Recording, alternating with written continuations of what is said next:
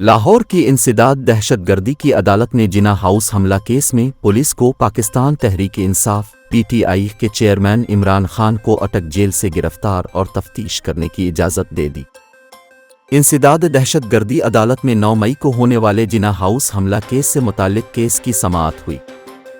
अदालत ने साबिक वज़ीर आज़म इमरान खान को अटक जेल से गिरफ्तार करने और तफ्तीश की इजाज़त दे दी।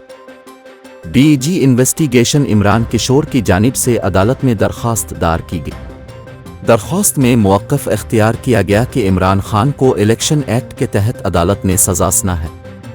चेयरमैन तहरीक-ए-इंसाफ इस वक्त अटक जेल में सज़ा काट रहे हैं। दरख्वास्त में अदालत से इस्तदा की गई कि जिना हाउस हमला केस में तफ्तीश के लिए इमरान खान की गिरफ्तारी की इजाज़त दी जाए।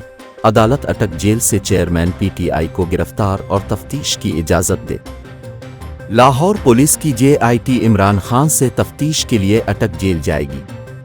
दूसरी जानिब 9 मई के वाक़यात की तहक़ीक़ात के लिए लाहौर पुलिस की 3 रुकनी मुश्तरका तहक़ीक़ाती team JIT DIG investigation Imran Kishore की सरबराही में PTI के चेयरमैन इमरान खान से तफ्तीश के लिए अटक जेल जाएगी।